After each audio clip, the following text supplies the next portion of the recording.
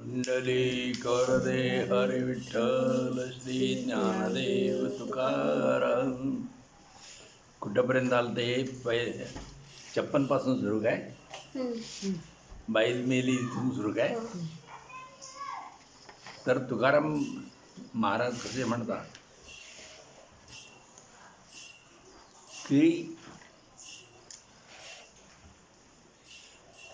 दुर्दैवाला शरण जायचं म्हणजे दुर्दैवच आपल्याला शरण येते, अशी एक म्हण आहे. तर ते तुकाराम म्हणतो की बाईल मेली मुक्त झाली. तुकारामांची पहिली बायको जी होती ती त्याचं 13व्या वर्षीच लग्न, पूर्वी ती कमी वयात लग्न व्हायची आणि ती दमेकरी होती. म्हणून मग दुसरं हे लग्न केलेलं होतं. ती आवलीजी नावाची किंवा जिजाबाई हे दुसऱ्या लग्नात दुसरी बायको होती, 2 बायका. आणि त्या पहिल्या बायकोला एक मुलगा बी होता, पहिली बायको.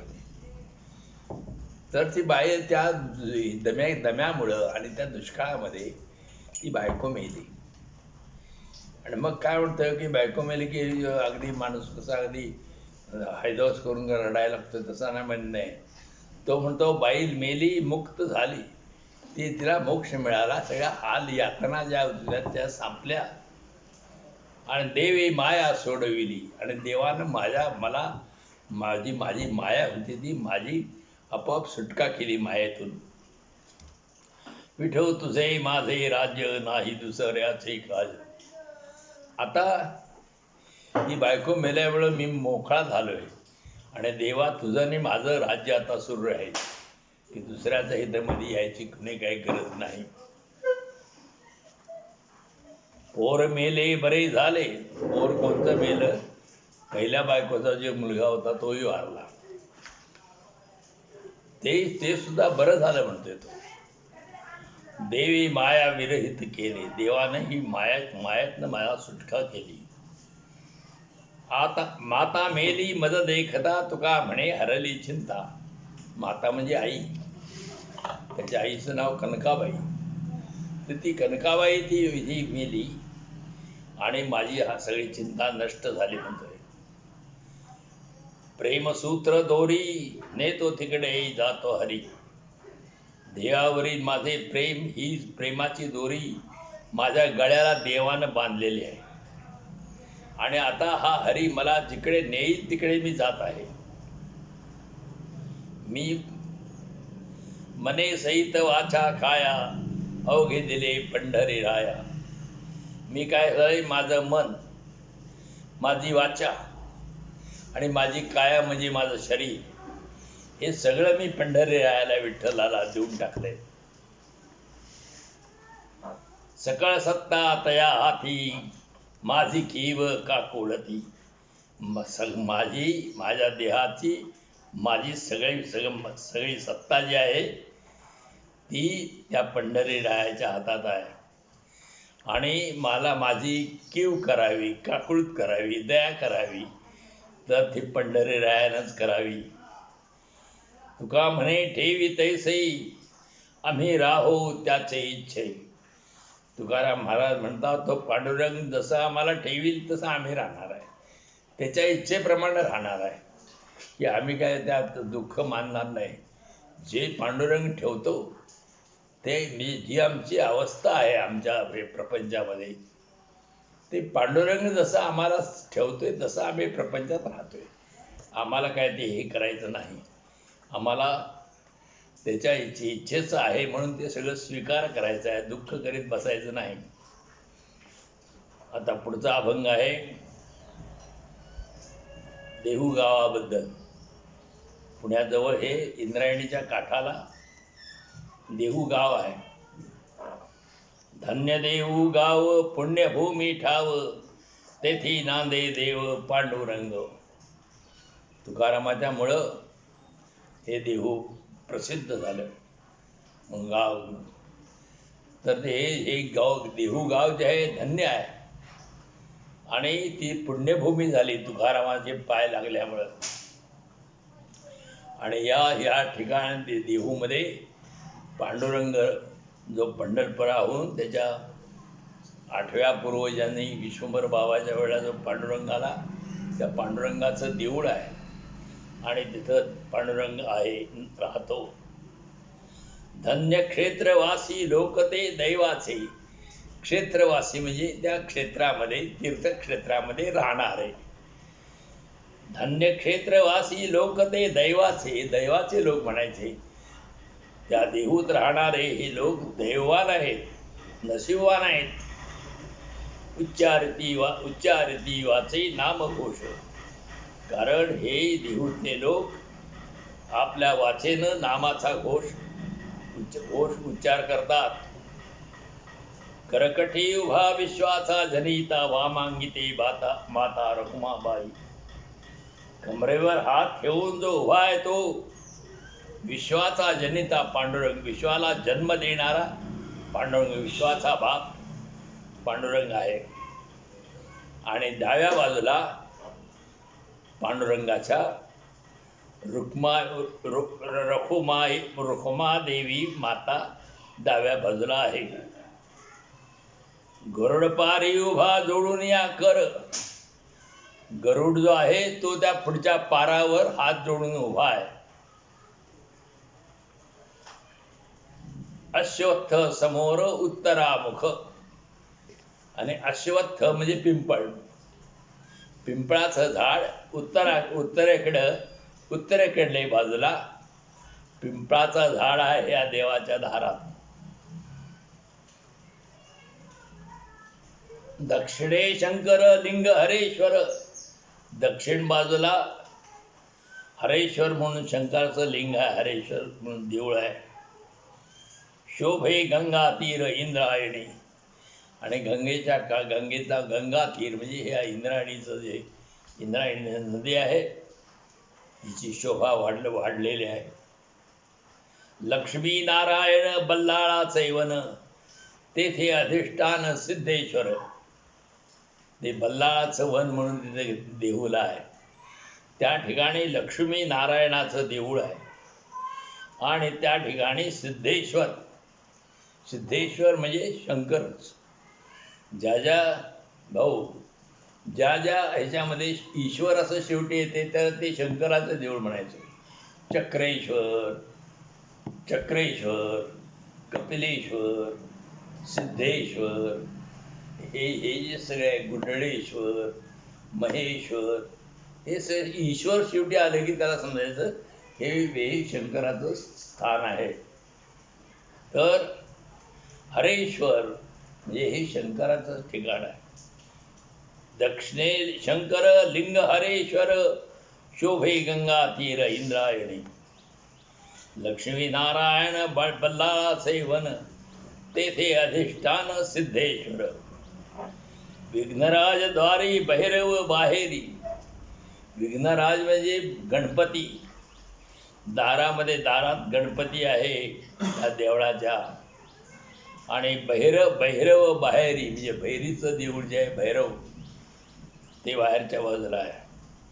हनुमंत शेजारी सहित दोघे.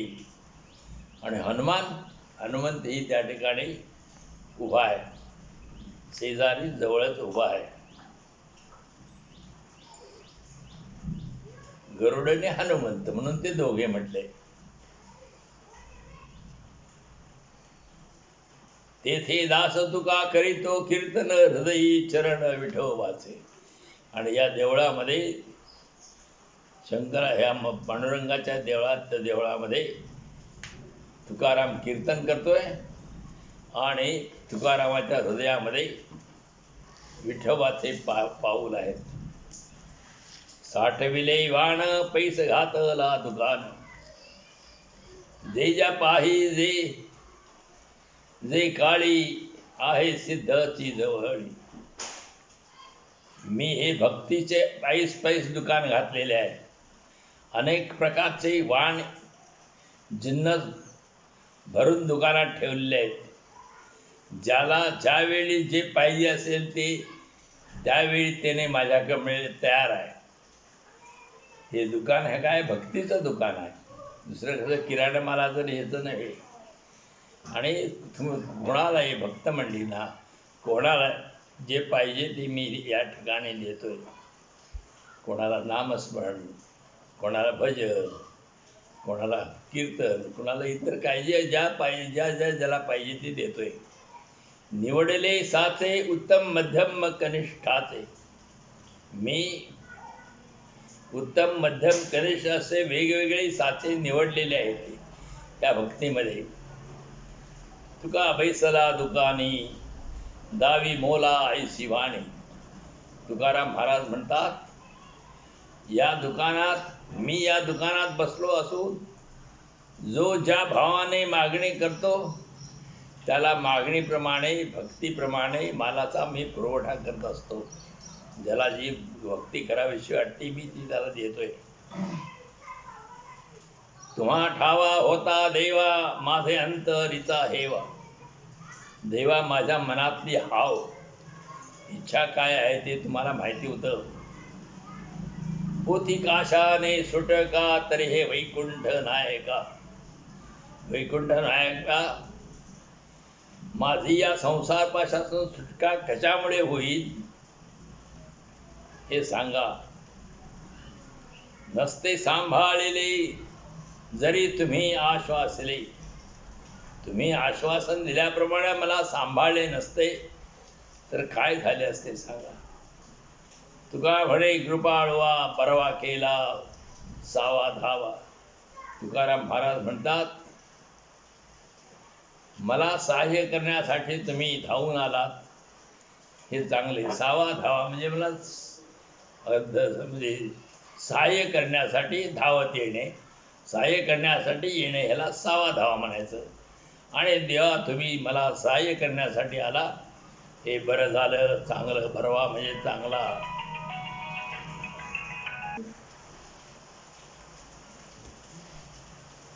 भोगावरी आम्ही घातला पाषाण मरण आणिले. भोग जे आहेत विषय भोग, संसारामध्ये हे पाहिजे ते पाहिजे, जेवण पाहिजे, मग सगळं चारित्र्य चैनी करायला पाहिजे. त्याच्यावर आम्ही दगड घातला म्हणतोय, आम्हाला काहीच नको आहे. भोगावरी आम्ही घातला पाषाण आणि मरण आणिले. जे मरण आहे ना, मरणालाही आम्ही भीत नाही. म्हणजे तो मरणच आम्हाला भेटते. मरणालाच आम्ही मरण आणून टाकलंय. विश्व तो व्यापक काय मी निराळा काशासाठी बळा येऊ आता. तो पांडुरंगाला म्हणतोय, तू विश्वव्यापक आहेस परंतु मी सुद्धा ब्रह्मरूप आहे. आत्मा तो माझा आहे, तो ब्रह्मरूप आहे. मी काय निराळा आहे का? तू विश्वव्यापक आहेस आणि मी काय विश्वव्यापक नाही, मी निराळा तुझ्याकडून. काशासाठी बळा येऊ आता. आता तू तुझ्या समोर मी बळजबरी कशाला भांडत बसू. मी आणि तू एकच आहे. काय सारुनिया काढावी बाहेरी आणूनी भीतरी काय ठेवू.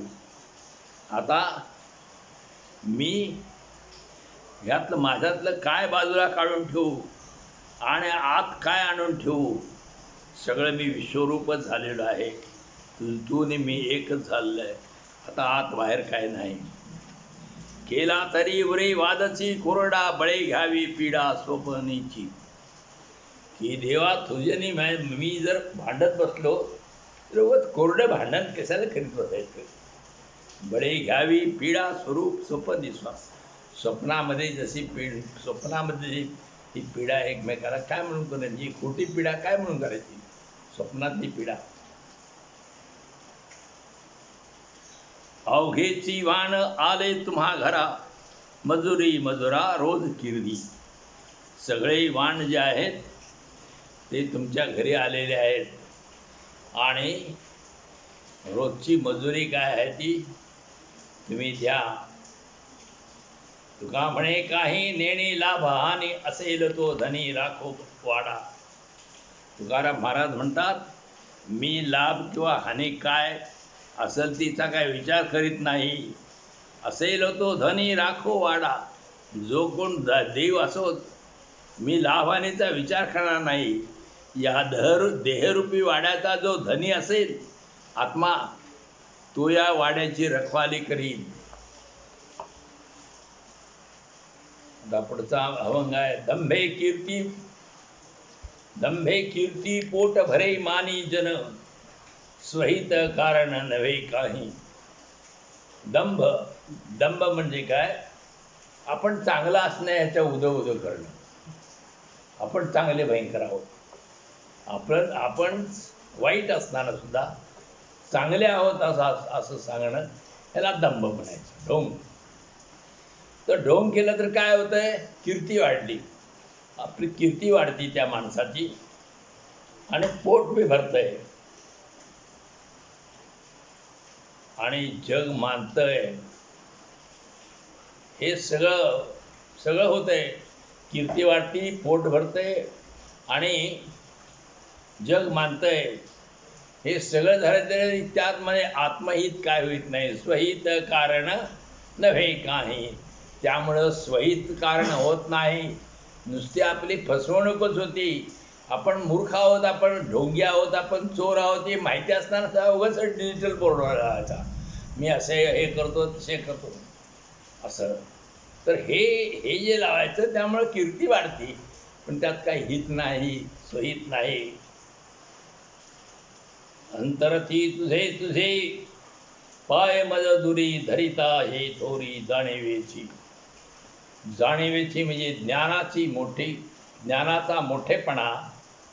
मी जर ज्ञानाचा मोठेपणाचं ढोंग जर मी हे बाळगल्यामुळं दंभ वाढवल्यामुळं, ढोंग केल्यामुळं, तुझे पाय मला अंतरती दुरी. देवा, तुझे पायापासून मी लांब जाईन. पिंडाच्या पाळणे धावती विकार, मज दाजेदार मज पाशी.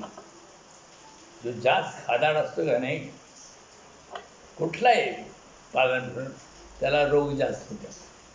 पिंडाच्या पाळणे धावती विकार. सारखं काय म्हणजे खायला, एखादा सारखा खायला लागला, एखादा सारखा काहीतरी व्यसन करायला लागला, कुठलाही अति जर हे करायला लागलं, जास्त भोग जर भोगले तर विकार होतात त्याला. आणि हे जे विकार आहेत, पिंडाच्या पाळणे म्हणजे रोग होतात हे एक. आणि समजा जास्त वगैरे हे केलं तर मग काम क्रोध जे षड्विकार आहेत तेही मनामध्ये, तेही त्याच्या ह्याच्यामध्ये शरीरामध्ये वाढतात. आणि ते काय आहे? दावेदार म्हणजे माझे ते शत्रू आहेत, वैरी आहेत, ते सुद्धा ते षड्विकार माझ्या मनामध्ये वाढतात. कैसा करू घात आपुला आपण, धरुणी गुमान लोकलाज. तुकाराम महाराज म्हणतात, मी आपलाच आपण घात कशाला करू? लाजन माझं खरं काय ते सांगायचं नाही. खोटंच मी जर सांगायला लागलो तर मी आपलाच घात आपण केल्यासारखा आहे.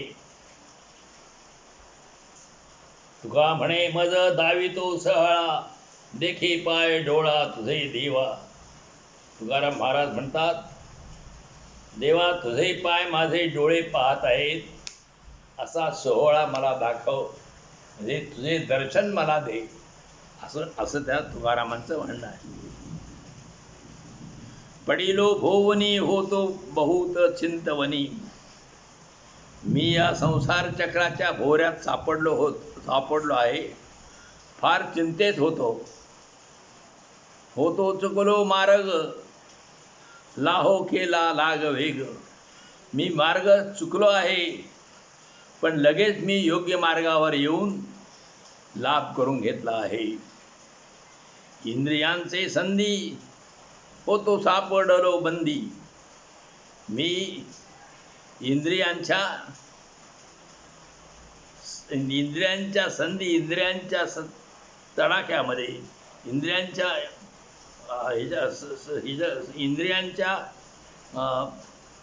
सर्व इंद्रियांच्या समूहाच्या मध्ये मी बंदीत सापडलो होतो. तुका म्हणे बरे झाले, विठ्ठल सैवाचे आले. तुकाराम महाराज म्हणतात, आता बरं झालं हे, माझ्या वाचाला विठ्ठला ते नाम आले हे बरं झालं. द्रव्याचा तो आम्ही धरितो विटाळ, तया पाठी काळ लाग घरी. तुकाराम म्हणतात द्रव्य म्हणजे पैशाचा आम्ही विटाळ मानतो. पैशाला स्पर्श कसं आहे, कोणाला तरी स्पर्श केले विटाळला तर त्या अंगावर पाणी मारून घेतात. तसं पैशाला हात लावला तर अंगावर पाणी मारून घ्यावं इतका आम्ही विटाळ मानतो त्याला. तया पाठी काळ लाग घरी. का तर त्या द्रव्याच्या पाठीमागे काळ लागलेला असतो. ठेवलं ते द्रव्य ठेवलं कोण कवा उचलून नेत त्याचा ध्यास स्वरूप. द्रव्याच्या पाठीमागे हा काळ असतो. करोनिया हेची राहिलो जीवन, एक नारायण नाम आहेसे. मी एक नारायणाचं नाम हेच माझं जीवन करून बसलोय. मला तो द्रव्याचा काय आम्ही विचार म्हणतोय, द्रव्य आम्हाला नको आहे. द्रव्याचा आम्ही संग्रह करीत नाही, त्याला स्पर्श सुद्धा करीत नाही. तुका म्हणे हेची करुणी जतन, आलिया ही दान याचकासी. तुकाराम महाराज म्हणतात मी जीवनात याच भावनेने जगत असून जे याचक येतील त्यांना हेच दान देणार आहे. हेच दान म्हणजे काय द्यायचं की द्रव्याचा विटाळ माना हे दान द्यायचं त्यासनी, असं आहे. आपुल्या विचार करीन जीवासी, काय या जनासी चाड माझी. मी माझ्या काय झालं मी माझ्या मनाशी, जीवाशी म्हणजे माझ्या मनाशी माझा मी विचार करीन. लोकांची काय मला परवा आहे, लोकांची मला काय जरूर आहे, चाड आहे. मी माझ्या मनाने विचार करणे निर्णय घेईन. थोडा संत थोडा साधू आहे. आपले स्वहित जाणती सकळे, निरोधिता बळे दुःख वाटे. प्रत्येकाला आपलं स्वहित बरं वाटतं, परंतु त्याला विरोध केला की रडायला लागतात, दुःख होते त्यांना. म्हणून मी माझ्या जीवाला माझे योग्य आहे ते मी करीन, लोकांचे मला परवा नाही. ऐको नायको कथा कोणी तरी, जाऊन या घरी निजो सुखे. मी हे कीर्तन करत आहे तर ते कोणी ऐकू देत, कोण नाही ऐकू देत, कोणी घरात जाऊन सुखान निजू देत, मला त्याची पर्वा नाही. माझी कोण ओझ झाला हा शेवट, देखून या वाट आणि का जाऊ. माझी तर किती महती आहे, मला तरी चांगला शेवट कुठे दिसतो आहे. तो पाहून तशीच वाट मी इतरांना दाखवू. तर तुकाराम म्हणतोय मी त्याची माझी लायकी काय, मी केवढा मोठा आहे. मी सुद्धा एक सामान्य माणूस सुद्धा आहे. मी कशाला त्यासने वाट दाखवतो या असं वगैरे म्हणेन सांगितलं. मला जे सांगता येईल तेवढं मी सांगतोय. तुका म्हणे भाकू आपुली करुणा, दयासी वासना तया फळे. तुकाराम महाराज म्हणतोय मी स्वतःपुरता देवाची करुणा भागतोय, देवाची प्रार्थना करतोय, आणि ज्याच्या त्याच्या वासनेप्रमाणे त्याला फळ मिळते. जे इच्छित तसे फळ, जे इच्छा आपण जे जो करतोय तसं त्याला ते मिळत असतंय. काय आता आम्ही पोटची भरावे, जग चालवावे भक्त म्हणून. देवा आता आम्ही ढोंगीपणाने भक्ती करून लोकांना फसवून भक्त म्हणून मिरवून नुसते पोटच भरावे काय. ऐसा तरी एक सांगाजी विचार, बहु होतो फार कासावीस. असा तुमचा एखादा विचार असेल तर सांगा, माझा जीव कासावीस होतोय. काय कवित्वाची घालून या रूढी, करू जोडाजोडी अक्षरांची. उगाच कवित्व करायचं, कवित्वाची रूढी घालायची आणि उगाच इकडलं अक्षर तिकडं, तिकडलं अक्षर तिकडं. तुकारामाने असे अक्षर जोडलेली नाहीत. तुकारामाने काय केलंय, तुका म्हणे मज बोलवितो देव, तो पांडुरंग त्याला बोलवतो त्याप्रमाणे तो बोलतो. तो काय अशी अक्षरांची जोडाजोडी करीत बसलेला कवी नाही. तुका म्हणे काय गुंपोनी दुकाना राहो नारायणा करू निघात. तुकाराम महाराज म्हणतात, देवा आम्ही नेहमीच्या दुकानदारीत गुंतून आमचा घात करून घ्यावं काय, असं आहे. तुकारामची दुकानदारी होती, सावकारी होती, परंतु सावकारी त्या सावकारीच्या ज्या वह्या होत्या त्याने एकदा इंद्रायणी नदीमध्ये बुडवून टाकल्या. ते भामगिरीचा डोंगर आहे उत्तरेला, त्या डोंगरावर तुकाराम पावसासाठी जाऊन बसलेले होते. आणि तुकाराम घरातनं बेपत्ता झाले आणि पाऊस नाही, दुष्काळ पडला होता. त्याने हुडकून सगळीकडे बघितलं, डोंगरात कोण कशाला जात आहे त्यावेळेला. ते डोंगर म्हणजे झाडे, भयंकर खूप झाडे असणारे ते डोंगर होते. तर त्या सगळीकडे पाहुणं पै हुडकून झालं कुठे गेलाय हो. मग शेवटी काही लोक त्याचे त्या भामगिरीच्या डोंगरावर गेले. तर त्या डोंगरावरती तुकाराम हा 15 दिवस झाले ते उपोषणाला बसला होता, काही अन्न खायला नव्हतं. आणि मग हा उपोषणाला बसला, तिथे गेले तर ते तुकाराम तिथं हे असं भजन करीत बसला देवाचं. आणि हा दिसल्यानंतर मग थोडं टप टप टप लगेच पाऊस ढग आले आणि पाऊस पडायला सुरू झाला.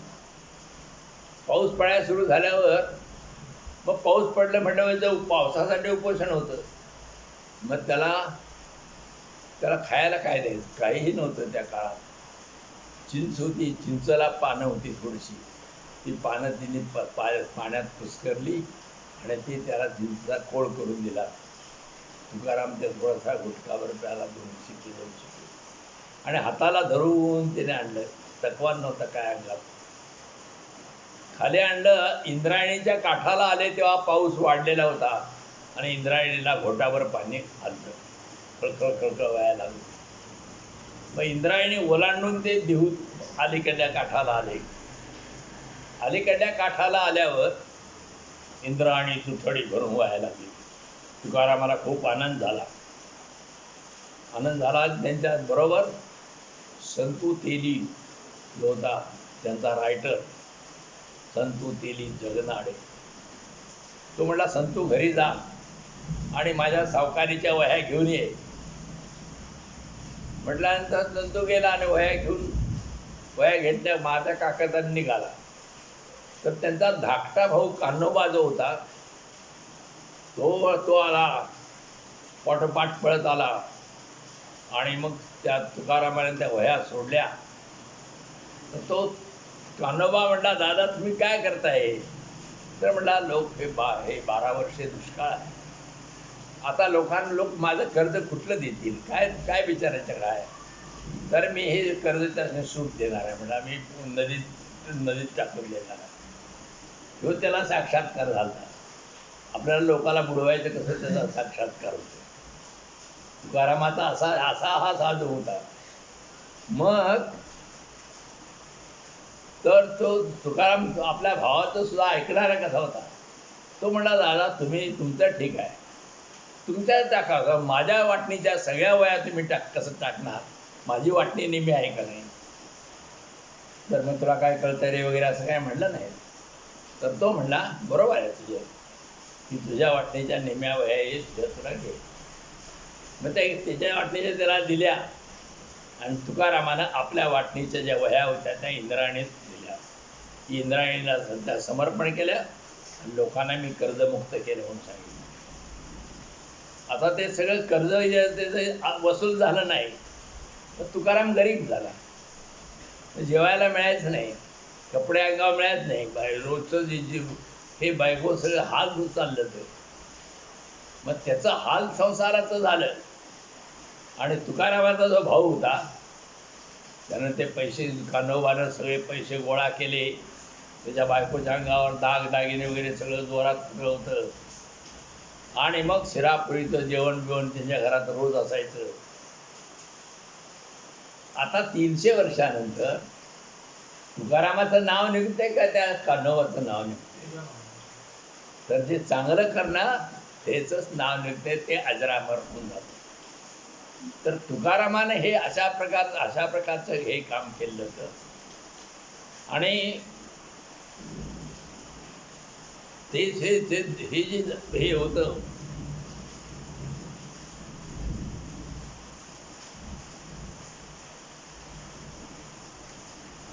झाली तडातोडी, आता अभंग चालू आहे ना. झाली तडातोडी अवघी पडेलो उघडी, न हो कोणाचाची काही, तुझे भरलिया वाही. पारुषला संसार मोडली बैसण्याची थार, आता म्हणे तुका देवा अंतर राखू नका. नाही वरचं अभंगाचं शेवटी राहिले. तुका म्हणे काय गुंपोनी दुकाना, राहो नारायणा करुणी घात. तो म्हणतोय की दुकानदारीत आम्ही गुंतून पडायचं आणि नारायणाला म्हणजे पांडुरंगाला आपण टाकून द्यायचं, घात करून मी कशाला राहू, असं त्याचं म्हणतं. म्हणून ते दुकानदारी मग पुढे थोडे दिवस गेल्यानंतर ती कान्होबाचं त्याचं चांगलं होतं. मग ती तुकारामाची बायको काय म्हणली की ह्या मुलांना, आपल्या मुलांना, त्यांचा थोरला मुलगा त्याला तू महादेव, त्याला भोळ्या म्हणायची सगळीजण, महादेव म्हणून. तर तुकारामाची बायको म्हणली ह्याला सावकारीचं आपण शिक्षण देऊया आणि त्या कान्होबाकडे पाठवूया. तुकाराम म्हणला पाठवूया. मग एके दिवशी त्या महादेवला त्यांनी कपडे बिपडे, टोपी, धोतर बितर, म्हणजे पटका बांधलेला धोतर बितर सगळं दिलं आणि म्हटलं त्याच्या त्या पिढीवर जाऊन बसत जा कान्होबाच्या. मग कान्होबाच्या तो पिढीवर बसायला लागला. मग कान्होबानं त्याला वसुलीला पाठवला. म्हणजे प्रत्येक त्या उधारी वसुलीला येतात ना हे लोक, तसा तो भोळ्या जो आहे महादेव, तो वसुलीला गेला एकाच्या पहिल्याच घरी गेला. तर त्या घरामध्ये त्याची आई वारली ती त्या मुलांची. बाप काहीतरी बाहेरनं आणायला गेलेला होता. बाहेर काहीतरी रोजगार खायचं, रोजगारच मिळायचं नाही. आपल्याकडे बघतो नाही, बिहारचे लोक इकडे रोजगारला येतात, इथे गोठ्यामध्ये काम करतात. घरात त्याची 2-3 पोरं होती, आई नव्हती. आणि घरात काय भांडं काहीच नव्हतं, लुटकी वगैरे असायची. आता शेतकरी तिकडे जे आत्महत्या करतात त्यांच्या घरातलं बघा काय भांडे असते, काय नसतं. अरे काय एखादं शेरडं पाळलं तरी त्याचं कल्याण होईल. ते किंवा नारळीचे झाडं जाऊन तर नारळला तर रोज 25 रुपयाचं नारळ आपोआप देतात. त्या झाडं तरी लावावीत, काही करीत नाहीत. म्हणजे लोकांना हे ज्ञान बी नाही. तर ती गोळ्या मागायला दारात गेला तर ती पोरं काय बाबा कवा येईल, भाकरी कवा मिळेल म्हणून ती रडत होती पोरं. आणि पाणी प्यायची. मग थोरलं जे पोरगं होतं ते बारक्या भावासनी पाणी प्यायला द्यायचं. तर ते तुकारामाच्या भोळ्यानं बघितलं. तो संध्याकाळी परत आला आणि तुकारामाला ने आपल्या आईला म्हणला मी उद्यापासून तिकडं जाणार नाही, मला ती सावकारी करायची नाही, मला असलं तर हे करायचं नाही, असं पाहिजे. चंदनाचे हात पाय ही चंदन, चंदनाचं झाड आहे, तिथे आपण बाहुली तयार केली तर काय होईल की त्या बाहुलीचं हात चंदनाचं, पाय बी चंदनाचं, सगळीच बाहुलीच चंदनाचं. तसं तुकाराम चंदनासारखा साधू होता, त्याची पोरं बी तशीच होती चंदनासारखी. ते म्हणले आम्हाला हे असली सावकारकी नको आहे, आम्हाला जेवायला नसलं तरी चालेल, पण असली हरामखोरी करून मी लोकांची पिळवणूक करून सावकारी आम्हाला करायची नाही. काय होतं अशी ती पोरांनी असं तयार केलं. तर पोरा तयार करायला लागतंय. महात्मा गांधी दक्षिण आफ्रिकेत गेले 1891-92च्या सुमारला दक्षिण आफ्रिकेत गेले. तिथे कोणतो एक दादाभाई काय कोणतरी होता, दादाभाई मुसलमान होता. तर त्याची त्या आफ्रिकेमध्ये त्याची सावकारी वगैरे त्याचा धंदा चालला होता आणि काही कोर्टात खटले होते. मग महात्मा गांधींनी काय केलं, ते खटले चालवण्यासाठी म्हणून महात्मा गांधी आफ्रिकेला गेले.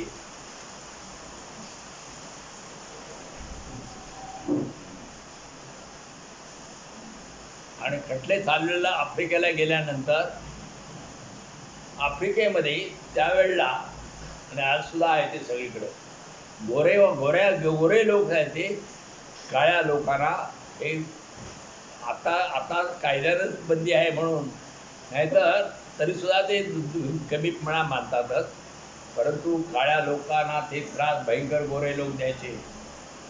रेल्वेतनं बसून जाऊ द्यायचे नाही, ते तिकीट जरी असलं तरी ते बसायचं नाही. काळ्या लोकांना सगळं अपमान व्हायचा.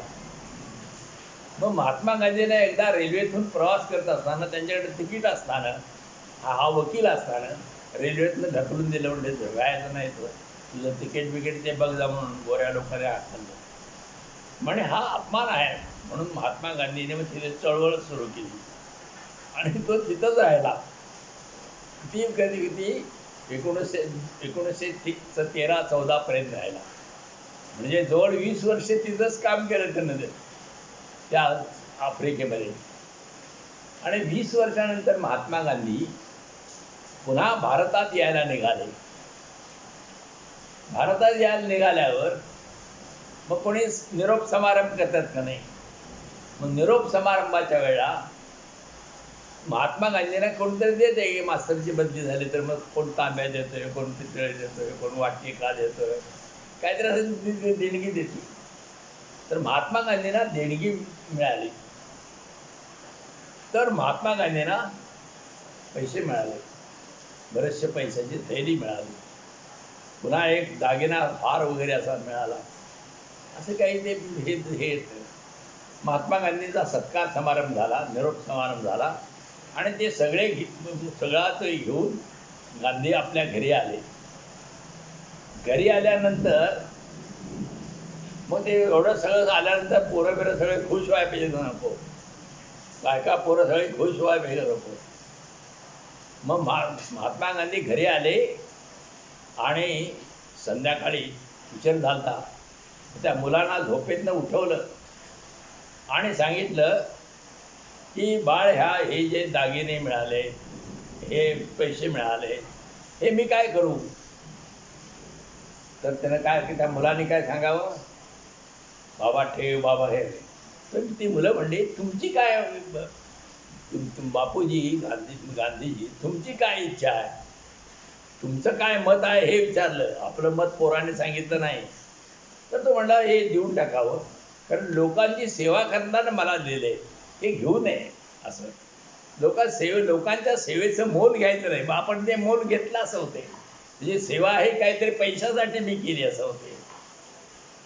मग गांधीनं आपल्या मुलांना विचारल्यावर मुलं म्हणली तुमची काय इच्छा असेल तसं करा.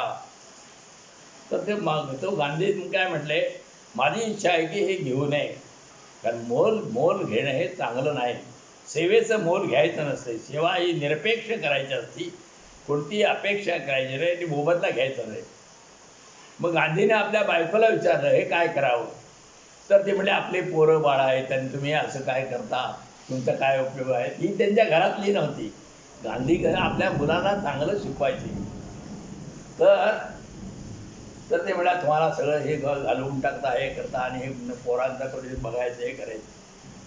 मग गांधी म्हणले ते जे सेवा मी केलेली आहे, मला मिळालेलं आहे, त्या मी ते आफ्रिकन काँग्रेसला देऊन टाकणार आहे, मी काय ठेवणार नाही.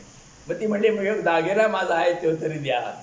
तर दागिनासुद्धा मी काम केल्यामुळे मला काय तुझ्यासाठी कुठे आनंद दिलेला नाही, तो सुद्धा देणार नाही. म्हणजे सगळेच्या सगळे मिळालेले पैसे त्यांना पब्जीचे थैली बिली ती त्या आफ्रिकन काँग्रेसला देऊन टाकली. असा गांधी होत होता. आणि अशी त्याची पोरं बी कशी होती, त्यातरी बाबा का गट्टरगम घेऊया म्हणजे बाबा आमचा बुडव्या आहे अशी काय म्हणली जाईल, समजलं का. तर चंदनाचे हात पाय ही चंदन, चंदन जे असते त्याचा हात पाय तुकारामाचा पुढा अभंग आहे. परिसा नाही ही न कोणी अंग, परीस जे असेल तर परीस कुठल्याही बाजून जरी लोखंडाला लावला तरी सोनच होते. ते हे ह्या बाजून लावलं नाही त्या बाजून लावलं नाही असं आहे ते. ती सर्वांगी साखर अवघी गोड. साखर इकडनं खाली तर गोड आहे, तिकडनं खाली तर गोड आहे असं काय नाही, तसं आहे.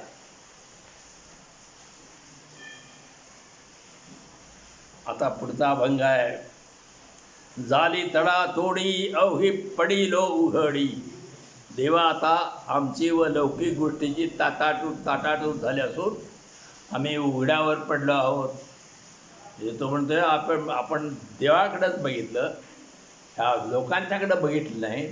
त्यामुळे लोकांची आमची ताटातूट झालेली आहे आणि आम्ही उघड्यावर पडलोय. आम्ही लोकांपासून बाजूला झालोय आम्ही. न हो कोणाचीच काही तुझे भरलिया वाही. आम्ही कोणाचेच काही नाही. तुझ्या भक्तिमार्गाच्या प्रवाहात पडून आम्ही वाहत चाललो आहोत.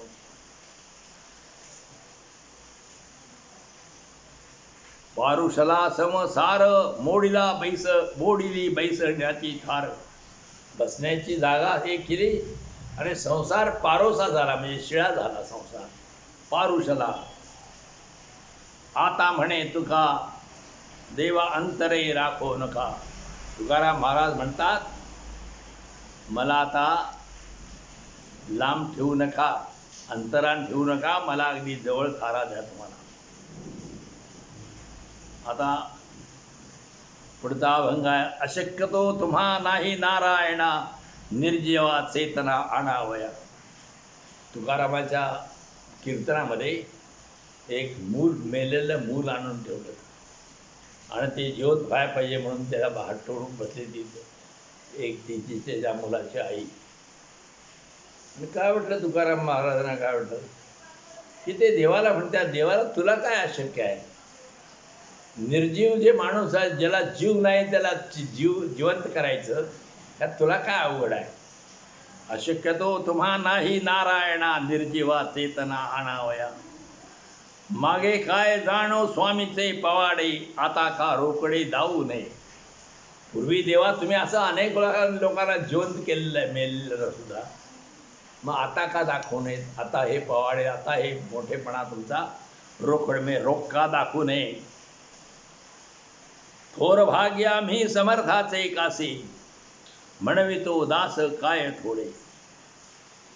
थोर भाग्य आमचं थोर भाग्य आहे म्हणून समर्थ जो देव पांडुरंग त्याच्या आम्ही कासेला लागलोय. कासेला लागलो म्हणजे पोहताना पाठीवर त्याच्या जायचं, त्याला कासेला लागलं म्हणायचं.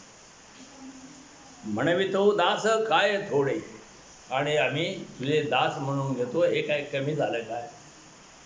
तुका म्हणे माझे निववावे डोळे, दावनी सोहळे सामर्थ्याचे. तुकाराम महाराज म्हणतात, तुमचं देवा सामर्थ्य दाखवा, त्या मुलाला जिवंत करा आणि माझे डोळे निववावे, डोळे माझे डोळे सुखी होऊन द्यात, माझं डोळं निवून द्यात डोळं, अशी तो मागणी करतोय तुकाराम.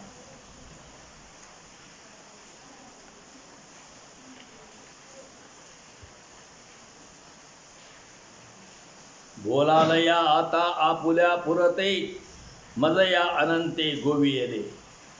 तुम्ही आता माझ्याशी बोलाल तर तुम्ही आपल्यापुरते बोला, कारण मला या अनंताने आपल्या वेधात गुंतून ठेवलेले आहे. झाडीला न सोडी हातीचा पालव, विधी वेधी जीव वेधी येला. त्या देवाने माझा पदर आपल्या हातात धरला आहे. हा पदर मी कितीही सोडून घेण्याचा प्रयत्न केला तरी सोडित नाही. देवाचा पदर मी सोडणार नाही. त्याने आपल्या वेधाने माझा जीव वेधून घेतला आहे. देवाकडं माझं कायम लक्ष लागलेलं आहे. तुमचे तुमचे ते शब्द कोरडिया गोष्टी मज सवे बिठी अंगसंगी. तुम्ही जे इतर जे लोक आहात ते उगाच काहीतरी देवाच्या धर्माच्या काहीतरी कोरड्या गोष्टी सांगता, पण मी विठोबाला मिठी मारलेल्या अंगाला धरून तुका म्हणे तुम्हा होईल ते परी अनुभववरी येईल मग. तुकाराम महाराज म्हणतात तुम्हाला सुद्धा अशा प्रकारचा अनुभव येईल. जैशा तुम्ही दुरी आहा तैशा राहा अंतरे. अहो तुम्ही जशा दूर आहात तशा माझ्यापासून दूर अंतरावर राहा. नका देव आळ अंगी गोपाळ जडला आता. माझ्यावर निष्कारण आरोप येऊ देऊ नका. माझ्या अंगात गोपाळ जडलेला आहे, माझ्या अंगात देव संचरलेला आहे. अवघा हाची राखा काळ विक्राळची भोवता. ही तुमच्या भोवती असणाऱ्या विक्राळ भयानक अशा काळातून तुम्ही स्वतःचे रक्षण करा. तुगा म्हणे मज आईशा होता पिशा जगनिंद. तुकाराम महाराज तुम्ही जर माझ्यासारखा वेडा झालात तर मात्र जगाकडून तुमची निंदा होईल. पिशा म्हणजे वेड लागलं. मला देवाचं वेड लागलंय. पण तुम्ही जर असं माझ्यासारखं करायला लागला तर जग तुमची निंदा करील. रायाचे सेवक शेवटीचे पिढी रंक.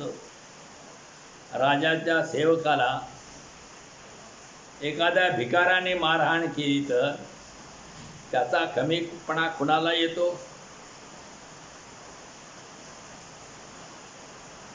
हा तो हिणाव कवडा काहो नेणा नारायण. राजाच्या सेवकाला भिकाऱ्यानं जर मारलं तर राजालाच कमीपणा येतो.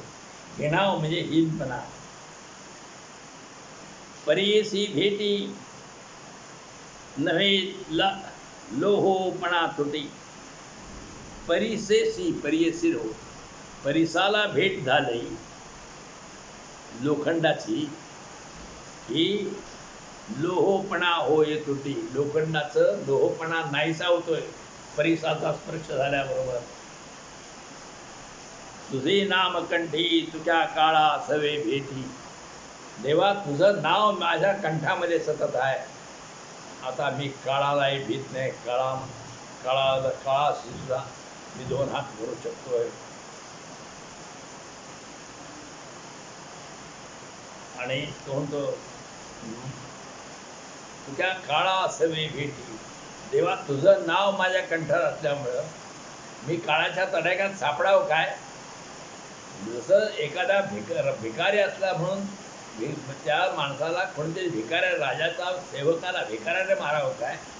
तसं मी प्रश्नचिन्ह आहे की माझ्या कंठामध्ये तुझं नाव आहे.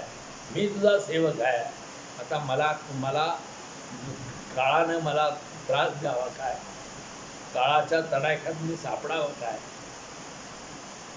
ज्याने आड यावे काही त्याचे नाही बळ आता.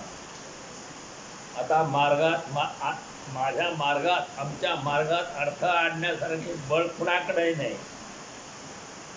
मन येथे सहाय्य झाले हरीच्या झाले गुणवादी. माझं मन मला सहाय्यभूत झालेलं आहे आणि श्रीहरीच्या गुणवादामध्ये गुणगान करण्यामध्ये माझं हे मन गुंतलेलं आहे. सुगुरतो गेला काळ झाले बळ अंगाचे. ही श्रीहरी कृपेत याच्या संगतीने बळ लाभल्यामुळे चुकुरपणाचा काळ संपला आहे. तुगा म्हणे धरू सत्ता होईल आता करू ते. तुकाराम महाराज म्हणतात आता आम्ही सत्ताधारी आहोत त्यामुळे जे करू ते पूर्णत्वात जाईल.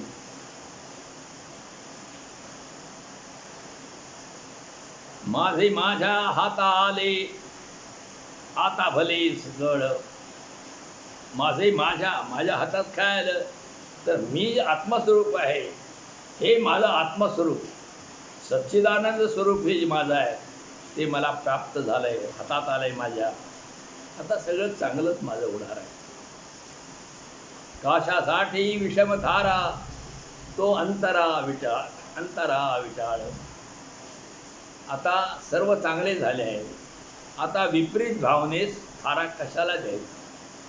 विपरीत भावना, भावना विपरीत भावना कशाला म्हणायचं? तर विपरीत भावना त्या विचारसागर ग्रंथात सांगितलंय. असंभावना आणि विपरीत भावना, म्हणजे चुकीची भावना आपली हे करायची, ते असताना सरळ देही दिसते. तर एकदा एक राजा होता. त्या राजा भरचू म्हणून एक राजा होता. भरचू त्या राजाचं नाव. आणि एक राजा होता आणि राजाचा प्रधान भरचू म्हणून होता. भरचू राजाचा प्रधान. तर तो प्रधान अतिशय चांगला होता.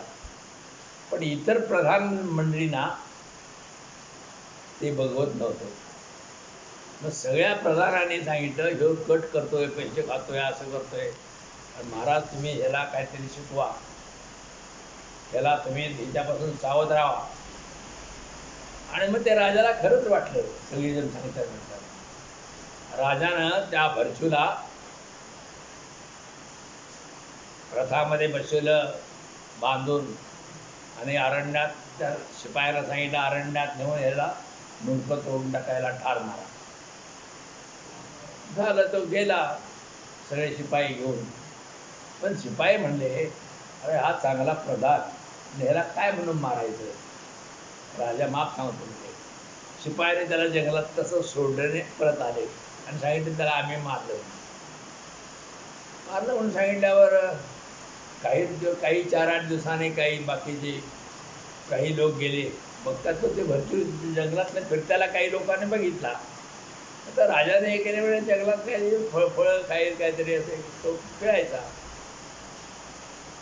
मग ह्या सगळ्यांनी प्रश्न असा पडला की पुन्हा जर तो आला आणि राजाची काही त्यांची भेट झाली तर आमची काय धडगत नाही, आपला काय होईल? आपलं ते राजाला खरं काय ते कळलं आणि राजा मग आमच्या सगळ्या प्रधानांची वाट लागली. आता काय करायचं? हा सगळ्या प्रधानांच्या पुढं प्रश्न पडला. मग त्याने आपल्या टाळक्यातलं युक्ती काढली होती आणि ते सगळे जर राजाकडे गेले, अरे हात जोडून मिळाले, महाराज महाराज तो भरचू. अरे काय झालं भरचूचं? तो भरचू मेला. खरं तो भूत चालाय आणि तिथं जंगलातले फिरतोय. आणि हे त्या राजाला सांगितलं. मग खरोखर 4-8 दिवसाने शिकारला राजा जंगलात गेला. तर त्याला लांबनं जो भरचू एका झाडाखाली बसल्याला दिसला. दिसल्यानंतर काय ना, तर राजाला काय वाटलं असणार, ह्यो भरचू ह्यो भूत आहे.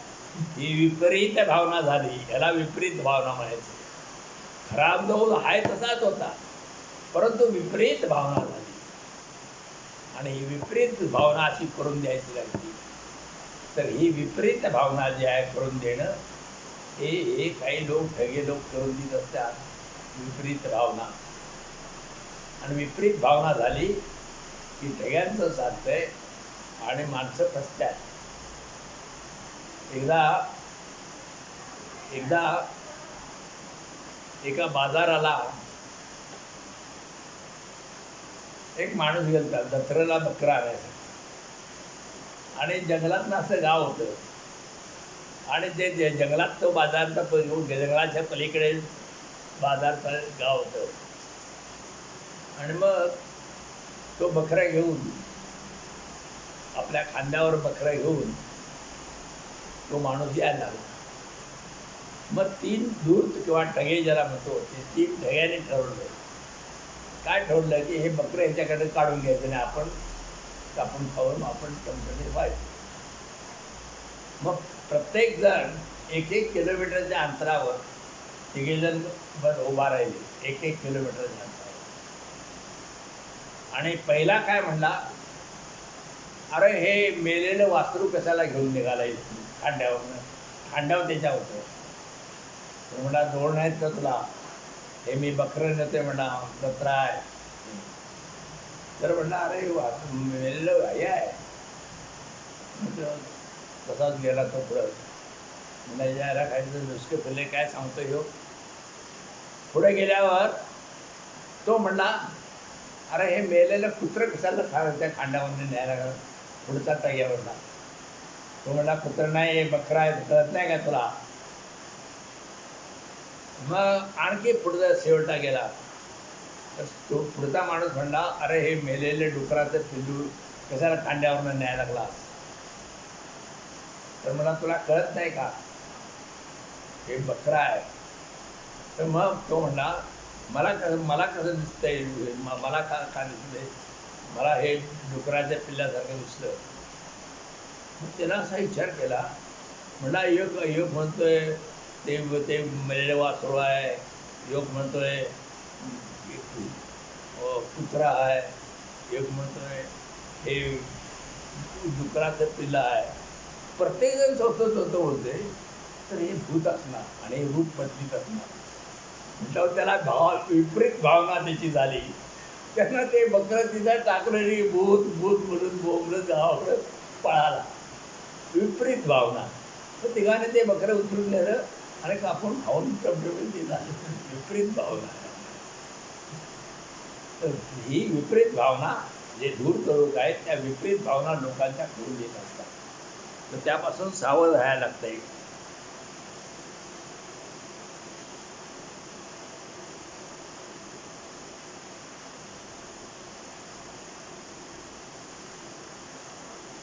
कोणत्या अभंगावर बोलत होतो मी.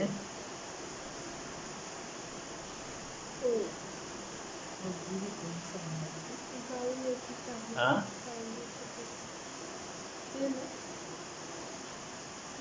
तुका म्हणजे शुद्ध कुळे झालं नाही. किती नंबर. अभंग क्रमांक 2582. माझे माझ्या हाता आले आता भले सकळ. काशासाठी विषवधारा तो अंतरा विटाळ. झाले तया दुःखे तुठी मागेल पोटी नसावे. तुका म्हणे शुद्ध कुळ तेथे मळ काशाचा. तर तुकाराम महाराज प्रभू कृपेने ज्याचे कुळ शुद्ध आहे तेथे पाप कुठले शिल्लक राहणार. तेव्हा ते 4:30 वाजता